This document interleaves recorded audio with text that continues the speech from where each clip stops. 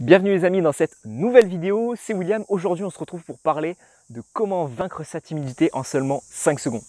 Vous avez peut-être cliqué sur cette vidéo en pensant que c'est un titre accrocheur et que tout simplement je vais vous expliquer quelque chose de différent.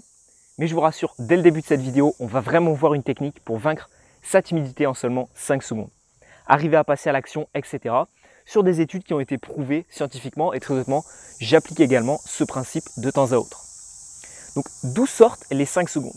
En fait, c'est inspiré du livre The 5 Second Rules, qui est de l'auteur Mel Robbins, qui est une animatrice télé et également une auteure américaine, qui en fait tout simplement s'est réveillée un matin. Elle s'est réveillée un matin et peut-être comme vous, ça vous arrive certains matins, je ne vais pas vous le cacher, moi non plus. Le réveil sonne et en fait on dépasse les 5 secondes jusqu'à ce que le réveil sonne. Le réveil sonne, on attend 5 secondes, on émerge un petit peu. Et si on n'est pas réveillé en seulement 5 secondes, si on ne s'est pas levé, si on n'est pas passé à l'action, si on n'a pas fait un mouvement durant ces 5 secondes, qu'est-ce qui se passe? Concrètement, votre cerveau, il va vous empêcher de vous lever et de sortir du lit.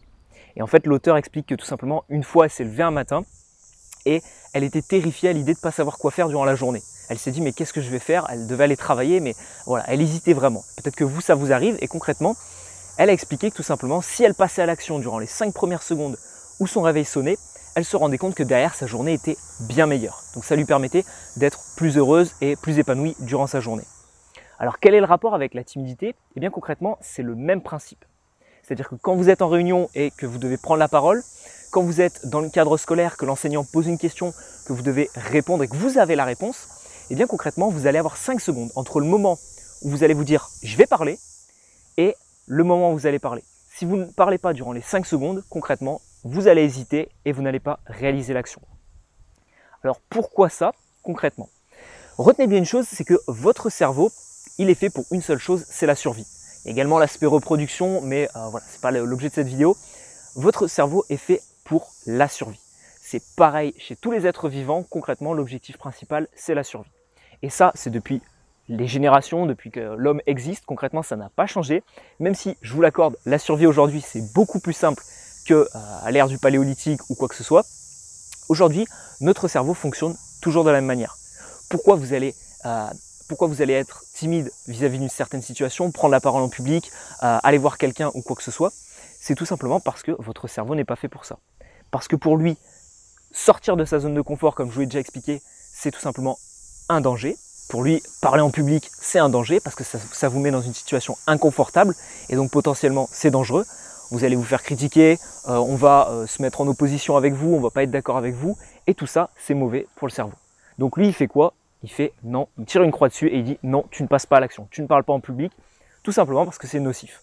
Alors bien évidemment, je vous rassure tout de suite, c'est pas du tout nocif de parler en public, d'aller voir quelqu'un ou quoi que ce soit, il se passera strictement rien de dangereux, mais c'est la façon dont votre cerveau réagit.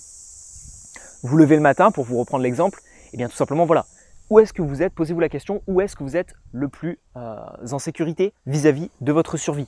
Est-ce que c'est dans votre lit ou est-ce que c'est dehors, dans la rue, en extérieur, au travail ou quoi que ce soit?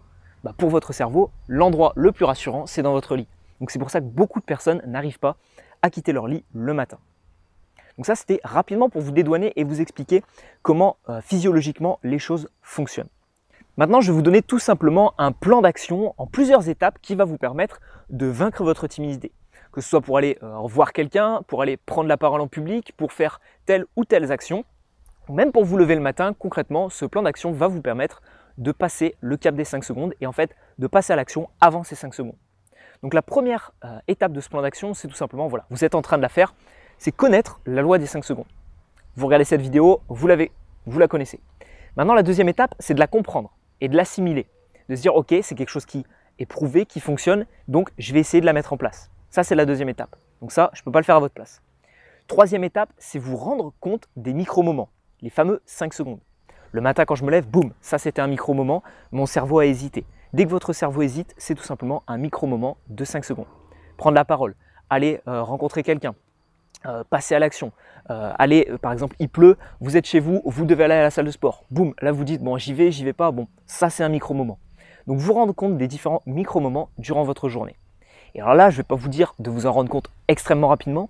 Je vous conseille tout simplement de vous en rendre compte même si c'est durant la journée. Par exemple, voilà, vous avez hésité ce matin pour faire telle ou telle chose. 4 heures après, vous vous rendez compte que ça, c'était un micro-moment, et ben c'est déjà l'étape de réussite. Ça veut dire que la troisième étape est comprise, vous vous rendez compte des différents micro-moments.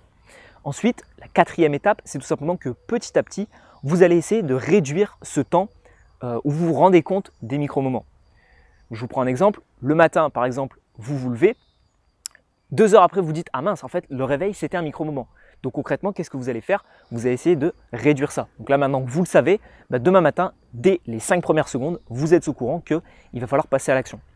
Le but, c'est de réduire la façon dont vous percevez ces micro-moments jusqu'à ce que vous fonctionnez dans les 5 secondes.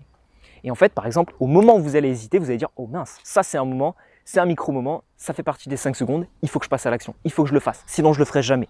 On vous demande de faire un choix immédiatement et je vous demande tout simplement de soit quitter cette vidéo, soit mettre un pouce bleu. Boum, ça c'est un micro-moment. Qu'est-ce que vous faites? Vous quittez la vidéo ou vous mettez un pouce bleu. Si vous êtes abonné, vous n'êtes pas abonné, qu'est-ce qu'il faut faire? Boum, ça c'est un micro-moment. Ok? Tous ces petits micro-moments. Alors je ne vous demande pas non plus, quand vous avez des gros choix à faire, de prendre des décisions tout le temps dans les 5 secondes. Mais concrètement, retenez bien une chose, c'est qu'il y a certains moments clés. Je vais vous faire une liste juste après pour que vous puissiez les identifier et passer plus vite à l'action, durant lesquels en fait, vous avez ces 5 secondes. Identifiez-les et ensuite passez à l'action. Maintenant, j'aimerais juste vous informer que certaines personnes vont même encore plus loin. Et les personnes qui ont tout simplement expliqué que ce n'est pas une loi des 5 secondes, mais une loi des 3 secondes. C'est-à-dire qu'en fait, tout simplement, elles se disent 1, 2, 3 dans leur tête et boum, j'y vais. Des fois, je me pose la question, est-ce que je vais aller filmer une vidéo? Est-ce que je vais lancer ça? Est-ce que je vais écrire un nouveau livre? Etc. etc. Et à chaque fois que je me pose la question, je me dis 1, 2, 3, c'est parti, passe à l'action. Sors de ton fauteuil, lâche un peu ton téléphone, passe à l'action là-dessus, commence à faire ça, commence à lire, etc. Maintenant les amis, pour terminer cette vidéo, je vais vous donner différents moments clés. Donc comme je vous en ai déjà donné beaucoup dans cette vidéo, voilà, je vais rapidement me répéter et vous en donner quelques autres. Donc concrètement, vous avez le matin au réveil, boum, moment clé, 1, 2, 3, je passe à l'action. Vous avez également en réunion, lorsque vous avez une idée et que vous n'osez pas forcément l'exprimer devant tous les autres. Vous avez également dans le milieu scolaire où tout simplement l'enseignant pose une question, ou vous avez une remarque à faire ou un point que vous n'avez pas forcément compris. 1, 2, 3, let's go. Vous avez également le moment où vous hésitez à passer à l'action sur votre passion. Mettons, voilà, vous êtes sportif, vous adorez aller courir, mais il fait un temps un petit peu mitigé. 1, 2, 3, let's go, j'enfile mes chaussures. Je fais le premier pas et tout simplement, dès que j'ai mes chaussures, boum, je serai obligé d'aller courir. Pareil pour la musique, pareil pour n'importe quelle autre activité ou passion que vous avez. Vous avez également le moment où vous dites, est-ce que je vais aller voir cette personne? Est-ce que je vais aller rencontrer cette personne? Cette personne que je connais peut-être pas, est-ce que je vais aller discuter avec elle? Boum, 1, 2, 3, let's go. Vous avez également tous les moments où on va vous poser, je dirais, un dilemme entre deux choix. Comme je vous ai dit, soit vous quittez cette vidéo, soit vous mettez un like. Qu'est-ce que vous avez fait? Bon, si les personnes ont quitté la vidéo, normalement, elles ne sont plus en train de la regarder. Lorsque vous découvrez quelque chose de nouveau qui va vous demander peut-être de changer sur tel ou tel point de votre vie. Boum, ça, 1, 2, 3, let's go. Si c'est quelque chose de bien, mais bien évidemment. Après, vous avez également le décider de partir, voilà, partir en un week-end. Bon, quand je dis en voyage, voilà, j'aime bien dire voyage, pas non plus un voyage de 1 mois. Hein, prenez pas un voyage de 1 mois sur une décision, sur un coup de tête en 3 secondes. Mais voilà, vous vous dites, est-ce que ça fait longtemps qu'on aimerait partir un week-end, tout simplement en famille, en amoureux ou avec des amis à tel endroit? Boum, 1, 2, 3, c'est parti, on commence, on réserve les endroits, on commence à regarder les lieux, on commence à regarder le trajet, etc. Passez rapidement à l'action grâce à cette méthode. Maintenant, si vous regardez encore cette vidéo, c'est sûrement que vous êtes intéressé par toutes les notions de leadership, motivation, procrastination, efficacité au travail. Donc pour ça, je vous mets une formation de 1 heure qui est totalement gratuite et totalement offerte. Vous avez 5 vidéos qui vous expliquent tout simplement comment faire dans ces différents principes. Tout ça, c'est offert. Vous cliquez sur le lien qui est dans la description, vous rentrez votre mail et je vous envoie immédiatement la première vidéo. On se retrouve de l'autre côté. À tout de suite les amis.